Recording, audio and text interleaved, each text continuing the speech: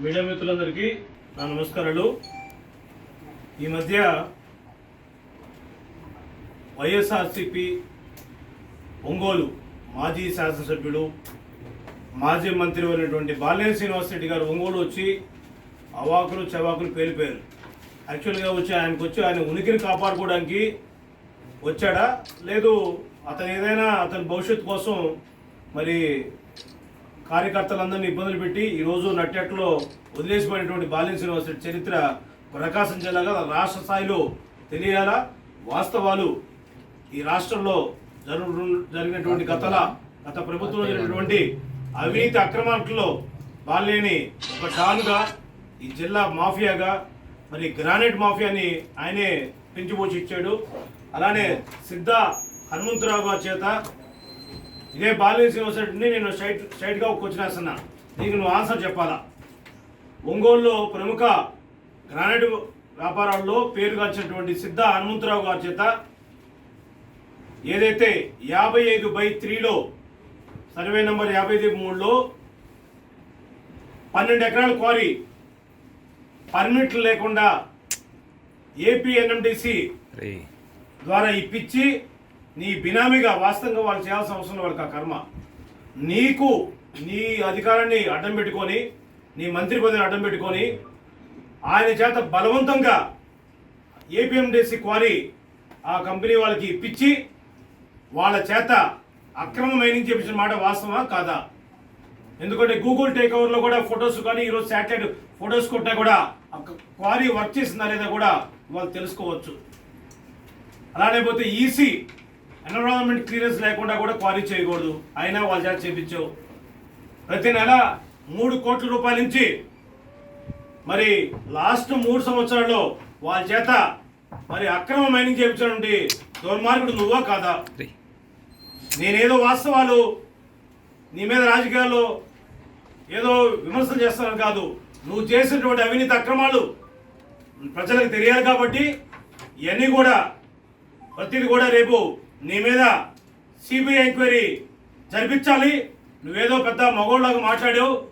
నీ నీతి నిజాయితీ నిజంగా నీ 7 సార్లు ఎమ్మెల్యేగా పోటీ చేసి 2 సార్లు మంత్రిగా గెలిచినటువంటి 2 సార్లు ఓడిపోయినటువంటి వ్యక్తివి నువ్వు దమ్ము ధైర్యం ఉంటే నీ లెటర్ పడి మీద నా మీద సిబిఐ ఎంక్వైరీ వేపించుకో. నువ్వు నేను తప్పు చేయలేదు, మరి అలా తప్పు చేయనప్పుడు ఎందుకు సిబిఐ ఎంక్వైరీ కోరుకో.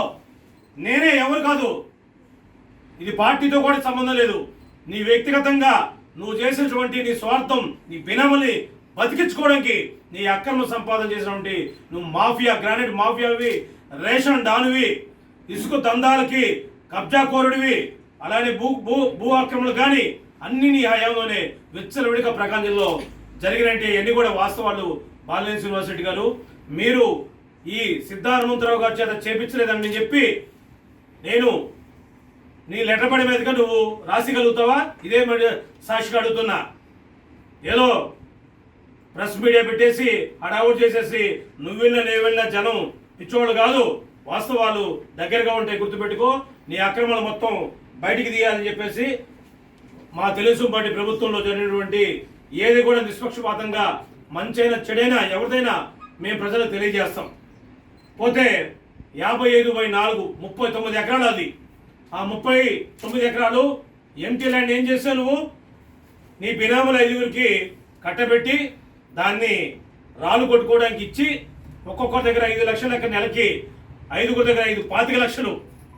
ఈ 4 సంవత్సరాల్లో అక్షరాల 15 కోట్లు దోచుకున్న మాట వాస్తవం కదా? సిగ్గుండాలా? ఏం మాట్లాడతావు నువ్వు? ఎవరి మీద నీ మాట్లాడుతూ ఇష్టం వచ్చిన మాట్లాడేస్తావు? ఓపిక చెప్పు. నువ్వు చేసిన అవినీతి అక్రమాలు నేను అక్రమాలు చేయలేదు, నేను రెడీగా ఉన్నాను, నిష్పక్షపాతంగా సిబిఐ ఎంక్వైరీ రెడీగా ఉన్నాను చెప్పి లెటర్ మీద రాసి 24 గంటలుగా 48 గంటల టైము. ఈరోజు నేను ప్రెస్ మీట్ పెడుతున్నా 27వ తారీఖు. నువ్వు 29వ తారీఖు లోపల నువ్వు బహిరంగ వేయగలుగుతావా? నువ్వు ఇవ్వలేదంటే నువ్వు మోసగాడివి, అక్రమాలు చేసావని ఒప్పుకున్నట్టే. ఎందుకంటే నీ ఒళ్ళంతా ఈ క్రీడలో భాగంగా అవినీతికి కోరకపోయినటువంటి దుర్మార్గుడివి. వాళ్ళు ఎవరు తిట్టడం స్వామి, నువ్వు చేసిన పాపాలని ప్రజలు తరపున మేము మాట్లాడుతున్నాం. ఇది ఏదేమైనా కూడా మళ్ళీ పోతే ఈ చిలకలూరుపేట కోటప్పకొండ దగ్గర చిలకలూరుపేట వైఎస్ఆర్సీపీలో ఉన్నటువంటి విడుదల రజనీ గారు కానీ బాలినేని శ్రీనివాసరెడ్డి గారు ఇద్దరు కలిపి 100 హెక్టార్లు మరి మైనింగ్ లీజులు ఎస్సీ ఎస్టీ సంబంధించిన భూముల్ని వీళ్ళు కాజేయాలని చూస్తే ఆ రోజు నేను అప్పుడున్నటువంటి ముఖ్యమంత్రి జగన్మోహన్ రెడ్డికి నేను లెటర్ రాసి నేను పిటిషన్ పెడితే నీ క్వారీ 100 హెక్టార్లని ఆపించిన మాట వాస్తవా కాదా? ఆ భూములు మొత్తం కూడా ప్రభుత్వం తీసుకునే విధంగా నేను చేసిన దానిలో ఆ రోజు నువ్వు కావాలంటే ఈరోజు ఎంక్వైరీ కూడా ఇప్పిస్తా దాని మీద కూడా. సో అది కూడా వచ్చేసి బొగ్గుకొండ కుక్కట్లపల్లి బల్లికూర మండలం వస్తుంది. ఒక పక్క మన కోటప్పకొండ బాట వస్తుంది. ఇలాంటి అవినీతి అక్రమాలు మొత్తం కూడా ఏదైతే ఎడవల్లి భూములు సంబంధించినవి కానీ చిలకలూరుపేట ఈ బల్లికూర మధ్యలో ఉండే ఎడవల్లి భూములు కానీ ఈ బొగ్గుకొండ కానీ ఈ కుక్కట్లపల్లి విలేజ్ లో నువ్వు చేసిన అవినీతి అక్రమాలు మొత్తం మీద ఈ ప్రభుత్వం నిష్పక్షపాతంగా ఎంక్వైరీ చేసి ఇవన్నీ పెద్దిరెడ్డి సూర్యప్రకాష్ రెడ్డి ప్రతిదీ ఆధారం ఇచ్చి మాట్లాడతాడు. అవగాహన లేని మాట్లాడు. నువ్వు చేసిన ఏ మంచి చెడ్డని కూడా నువ్వు ఒకసారి మాట్లాడేటప్పుడు తెలుసుకోవాలి బాలినేని శ్రీనివాసరెడ్డి. తర్వాత నువ్వు ఏ పార్టీలో ఉన్నావో నీకే చెప్పుకోవాలండి. అసమర్థ రాజకీయ నాయకుడివి. నీ విజ్ఞతకి కూడా వదిలేస్తాం, అది మాకు అవసరం అనమాట. మా పార్టీ మీద మా వ్యక్తుల మీద మాట్లాడుతున్నావు కాబట్టి నేను ఈరోజు స్పందించాల్సి వస్తుంది. గతంలో నేను ఇక్కడ లేకపోయినా అందుబాటులో పోయిన బెంగళూరు నుంచి తను మాట్లాడడం మీద స్పందించి నేను వీడియోలు పంపించడం జరిగింది మీడియా సాక్షిగా. ఏదేమైనా కూడా ఈ మధ్య ఆర్య వయసు సంబంధించినటువంటి సామాజిక సంబంధించిన సుబ్బారావు గుప్తా గురించి నువ్వేం మాట్లాడావు? సరే, సుబ్బారావు గుప్తా మాట్లాడిన దానిలో చొక్కా ఇప్పు రా దమ్మును తెలుసుకుందామని అతను మాట్లాడటం కూడా మేము కూడా ఖండిస్తున్నాం. అలాంటి మనం ఎవరు కూడా చేయకూడదు. సరే, చిన్నవాడు తెలుసో తెలియక చేస్తుంటాడు. నువ్వేం మాట్లాడతావు? ఆర్యవైశ్య సామాజిక వర్గం గురించి ఎంత తక్కువ మాట మాట్లాడేది తెలుసా? నువ్వు ఒళ్ళు కొవ్వెక్కింది. నీకు కొవ్వెక్కబోతే ఏమెక్కింది? ఆర్య సామాజిక వర్గం అంటేనే వాసవి కన్యకా పరమేశ్వరి ఆ వరపుత్రులుగా పొద్దున్నేసి వాళ్ళు మంచి భక్తితో ఉండేటువంటి సామాజిక వర్గాన్ని ఏం మాట్లాడతాం?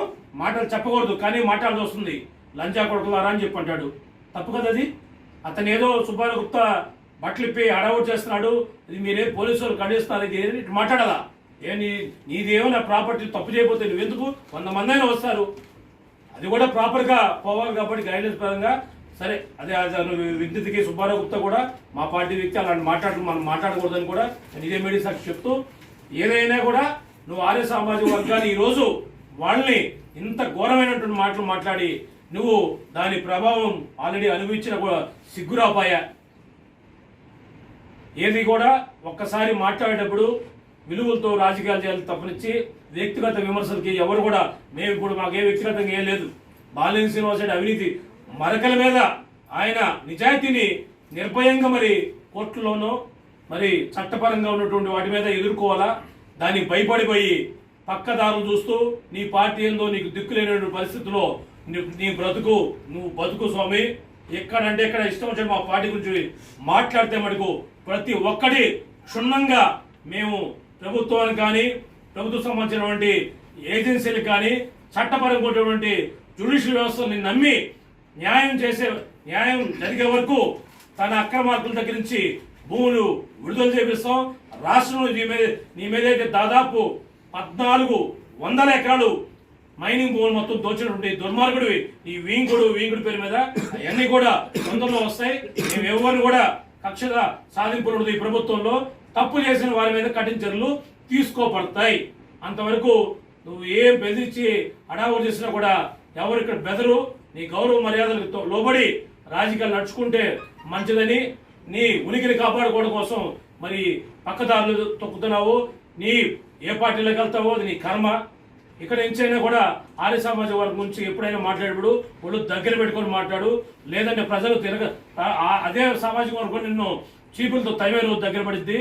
వాళ్ళని విలువలు కలవాడు కాబట్టి వాడు ఆ పని చేయలేదు. ఆ విలువలు తెలుసుకొని ఇంకొకసారి ఆ సామాజిక వర్గం గురించి మాట్లాడే ముందు ఒళ్ళు దగ్గర పెట్టుకోమని చెప్పి బాలినేని శ్రీనివాసరెడ్డికి హెచ్చరిస్తున్నాం.